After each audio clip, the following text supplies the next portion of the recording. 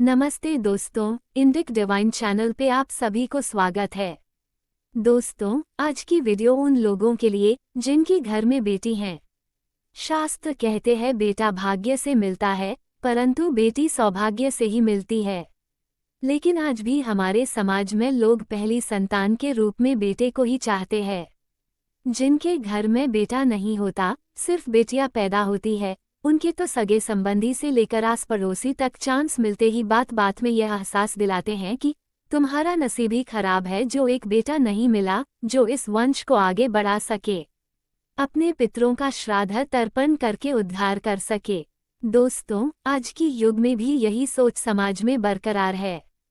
क्या बेटी वंश को चला सकती है, अपने माता पिता का श्राद्ध कर सकती है?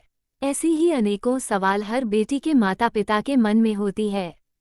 और इन्हीं सवालों का जवाब में क्या कहती है हमारे सनातन धर्म शास्त्र, इसी के बारे में जानकारी आप तक ठीक रूप से पहुंचाने के लिए हमारे आज की यह वीडियो बनी है। शास्त्र के इन बारीकियों को पूर्ण रूप से जानने के लिए वीडियो के एंड तक बने रहे। एक बार भगवान श्री कृष्ण से अर्जुन पूछते हैं कि हे माधव, किन कर्मों के कारण किसी के घर पुत्री धन की प्राप्ति होती है, अर्थात कैसे घरों में बेटियों का जन्म होता है। तब भगवान श्री कृष्ण ने अर्जुन से कहते हैं, हे पार्थ, अगर बेटा भाग्य अच्छे होने से होते हैं तो बिटिया सौभाग्य से, और जो भी स्त्री या पुरुष अपने पूर्व जन्म में पुण्य कार्य अर्जित किए होते हैं उन्हें ही एक बेटी के माता पिता होने का सौभाग्य प्राप्त होता है। बेटियों को जन्म के लिए उन्हीं घरों को चुना जाता है जो बेटियों का भार सहन कर सके, क्योंकि तीनों लोगों में स्त्री अर्थात बेटियां ही ऐसी होती है जिसका भार हर कोई सहन नहीं कर सकता। वह बेटियां ही होती है जो इस सृष्टि को निरंतर चलाती है, माँ होने के लिए अपना सर्वस्व निछावर कर देते हैं। हे अर्जुन, जिस दिन इस सृष्टि में बेटियों का जन्म लेना रुक जाएगा, उस दिन धीरे धीरे इस सृष्टि का अंत हो जाएगा। दोस्तों, बेटी और बेटा में ईश्वर ने प्राकृतिक रूप से जो अंतर बनाया है, वही दोनों में कुछ विशेष गुण भी दिए हैं, उसे बदला नहीं जा सकता है। लड़के और लड़कियों के स्वभाव में जो जन्मजात भिन्नता होती है वो प्राकृतिक होती है। वास्तव में एक बेटे से ज्यादा एक बेटी ही हमेशा अपने माता पिता के लिए सोचती है। माता पिता को प्यार और अपनापन बेटे से ज्यादा बेटी से ही मिलती है।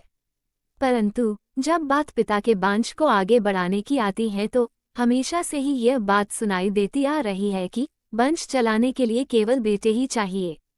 क्या वास्तव में बेटा मतलब पुरुष अकेला एक वंश को चला सकता है? बेटा भी बिना अन्य किसी परिवार के बेटी के बिना वंश आगे नहीं बढ़ा सकता, और ना ही बेटी। यहाँ पर भी दोनों समान हुए।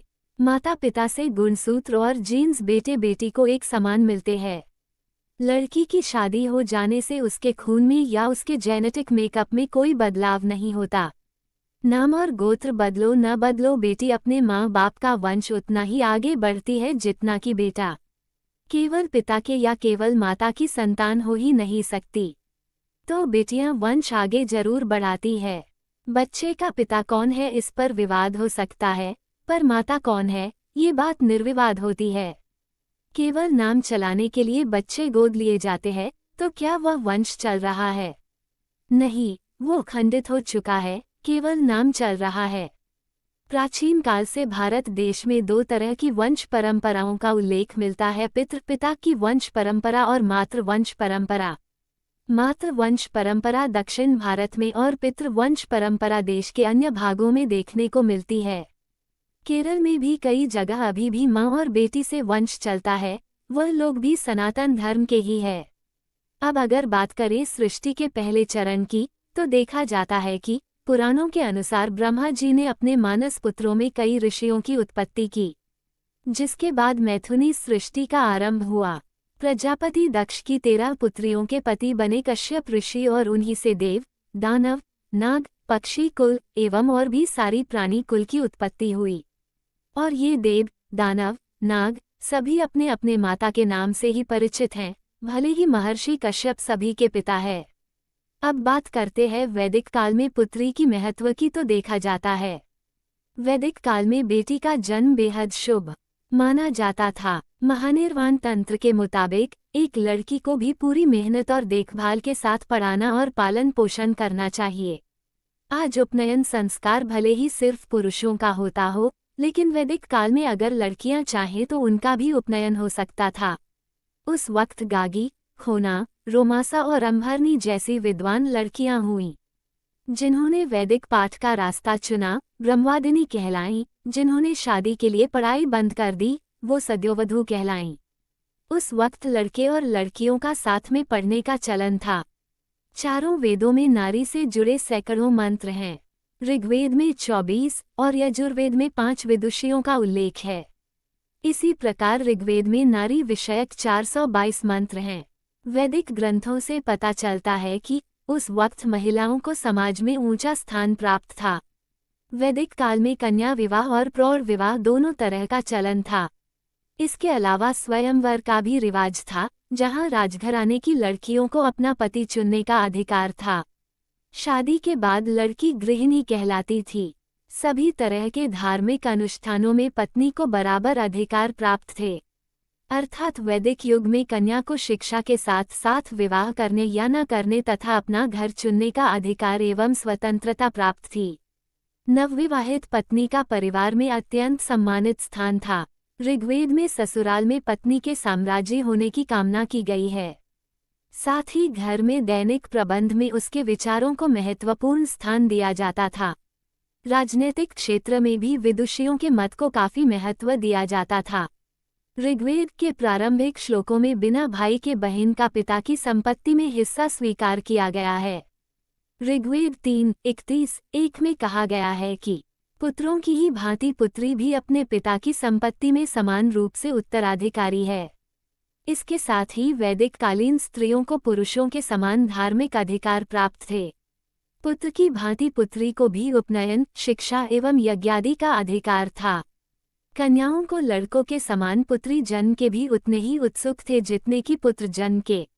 शतपथ ब्राह्मण में कहा गया है कि अविवाहित पुरुषों से ईश्वर अग्नि में अर्पित की गई सामग्री ग्रहण नहीं करते। अधिकांश धार्मिक प्रार्थनाओं में यज्ञ तथा हवन पति पत्नी दोनों के द्वारा सामूहिक रूप से ही किए जाते थे। लेकिन अगर यात्रा के कारण पति घर से बाहर हो तो पत्नी को ऐसे यज्ञों को करने का अधिकार था जो पति पत्नी द्वारा सामूहिक रूप से किए जाते थे। इंद्राणी एक स्थान पर गर्व से कहती है कि उसने कुछ नए कर्मकांड शुरू किए हैं। अतः ये माना जा सकता है कि वैदिक कर्मकांडों के विकास में ब्रह्मज्ञानी स्त्रियों का महत्वपूर्ण योगदान रहा होगा। इनके अलावा कुछ ऐसे कर्मकांड थे जो केवल स्त्रियों द्वारा ही किए थे। सीता यज्ञ उनमें से एक था जो अच्छी फसल होने के लिए किया जाता था। पशुओं की संपन्नता के लिए सद्रबली यज्ञ भी वे अकेली कर सकती थी। कन्याओं के लिए विवाह में शुभकामनाओं के रूप में स्त्रियों रुद्रप्रयाग यज्ञ कर सकती थी। धार्मिक सभी प्रकार के कार्य में एक पुत्री का संपूर्ण अधिकार था। यहाँ तक पितरों के श्राद्ध, तर्पण, पिंडदान आदि सभी प्रकार की कर्म के भी। और विवाह के बाद उसका गोत्र बदलने का कारण भी यही था कि वह आगे चल के अपने ससुर के कुल का भी धार्मिक कार्य, यज्ञ आदि कर सके। मार्कंडेय पुराण और गरुड़ पुराण में भी बताया गया है कि महिलाओं को तर्पण और पिंडदान करने का अधिकार है। शास्त्र में पुत्र के भांति पुत्री को भी अपने माता पिता के श्राद्ध, तर्पण, पिंडदान आदि करने का अधिकार है। इसके अलावा पत्नी और पुत्रवधू के रूप में भी वह श्राद्ध, तर्पण आदि कर सकती है। इसमें शास्त्रीय कोई बाधा नहीं है। परंतु कुछ विद्वानों का मानना है कि विवाह के पश्चात बेटी की गोत्र बदल जाता है तो वह अपने पितरों का श्राद्ध नहीं कर सकती, परंतु वह अपनी पति या पुत्र से अपने माता पिता का श्राद्ध करवा सकती है। यहाँ पर देखा जाए तो जमाता और पोते भी तो भिन्न गोत्र के हैं, तो वो कैसे कर सकते हैं? दरअसल वैदिक काल में पुत्री या स्त्री जातियों को जो अधिकार मान सम्मान था वो उत्तर वैदिक काल में नहीं रहा। कालांतर में पुरुष तांत्रिक समाज अपनी सत्ता और वर्चस्व स्थापित करने के लिए धीरे धीरे महिलाओं को बहुत सारे धार्मिक और सामाजिक कार्यों से दूर कर दिया गया। कई नई शास्त्र बने जिसके चलते वैदिक युग के परम सम्मानित नारी जाति का अस्तित्व ही खत्म हो गई, जिसका काफी उदाहरण आपको रामायण और महाभारत काल में मिल जाएगी। माता सीता का बनवास और द्रौपदी का चिड़हरण तत्कालीन समाज में नारी की करुण परिणति की कहानी को ही दर्शाती हैं। परंतु वेद नारी को अत्यंत महत्वपूर्ण, गरिमा में उच्च स्थान प्रदान करते हैं। वेद स्त्री की सामाजिक, प्रशासकीय और राष्ट्र की सम्राज्ञी के रूप का वर्णन भी करते हैं। दोस्तों, शास्त्र कहते हैं, पुत्र अगर पुत्रवत न हो तो उसे मूत्रवत त्याग करे। पुत्र अगर कुपूत हो तो पिता के वंश को चलाना तो दूर की बात, पितरों से लेकर जमाने भर का गली मिलती है। वही सनातन धर्म परंपरा में पुत्री से वंश चलाने का भी काफी उदाहरण है। महाभारत काल में मणिपुर के राजा और अर्जुन के पत्नी चित्रांगदा के पिता अपुत्रक थे। तब अर्जुन द्वारा पाए गए पुत्री चित्रांगदा के पुत्र बाबरुवाहन से ही मणिपुर राजा का राजवंश आगे बढ़ा। और ऐसे बहुत सारे धार्मिक कहानियां भी है। सनातन धर्म के इतिहास गवाह हैं कि एक पुत्री से भी वंश चलाया जा सकता है। और दक्षिण भारत तथा उत्तर पूर्व भारत में ऐसी मातृतांत्रिक सनातन परंपरा अब भी चल रही है। वास्तव में वंश अकेले ना ही बेटा चला सकता है और ना ही बेटी। वंश तो तब आगे बढ़ता है जब पोता पोती हो।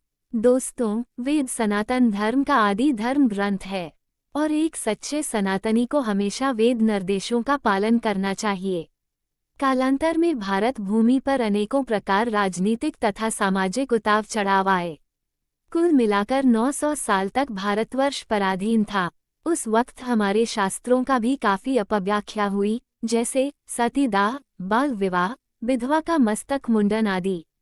महिलाओं के लिए स्वर्ण युग कहलाने वाला वैदिक युग के साम्राज्य तथा देवी की गरिमा से नरी जाति गिरकर दासी की तरह पुरुष तांत्रिक समाज में दान सामग्री में परिवर्तित हो गई।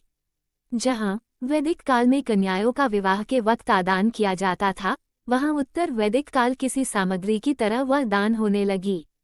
कन्या आदान यानी उसे अच्छी तरह देखभाल और रक्षा करने का दायित्व देना, परंतु वही शब्द बदलकर कन्यादान बन गया और नारी इसी प्रकार अपनी धार्मिक, सामाजिक और राजनीतिक हर प्रकार के अधिकार से वंचित हो गई।